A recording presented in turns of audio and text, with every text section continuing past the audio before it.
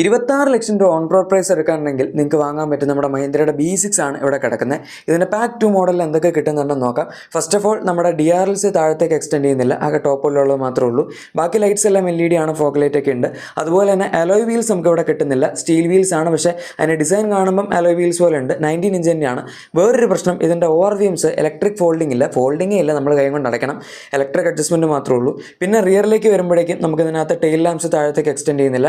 ഫ്രണ്ടിൽ പറഞ്ഞ പോലെ ടോപ്പിൽ മാത്രമുള്ള ടെയിൽ ലാംപ്സ് മാത്രമാണ് ഇതിനകത്ത് കിട്ടുന്നത്. പക്ഷേ എന്തായാലും വണ്ടി ഓവറോൾ കാണാൻ അത്യാവശ്യം നല്ല ലുക്കാണ്. ഇനി ഇൻറ്റീരിയറിലോട്ട് വരുമ്പോൾ നമുക്ക് സ്റ്റിയറിംഗിൻ്റെ ഫിനിഷിംഗ് സംഭവങ്ങളൊക്കെ സെയിം ആണ്. പക്ഷേ ഇതിനകത്ത് ഫിസിക്കൽ ബട്ടൺസ് ആണ് കിട്ടുന്നത്, ടോപ്പിൽ കിട്ടുന്ന പോലത്തെ ബട്ടൺസ് അല്ല. അതുപോലെ നമ്മുടെ ഡോർ ഹാൻഡിൽസ് ഒക്കെ വലിച്ചു തുറക്കുന്ന ടൈപ്പ് തന്നെയാണ്. സെൻറ്റർ കൺസോൾ ഡിസൈനും ഓൾമോസ്റ്റ് സെയിം ആണ്.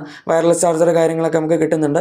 ഇൻറ്റീരിയർ ഡിസൈൻ ആണെങ്കിൽ അടിപൊളിയാണ്, നല്ല ഒരു പ്രീമിയം കോക്ക്പിറ്റ് ഫീൽ ഉണ്ട്, നല്ല സ്പോർട്ടിയാണ്.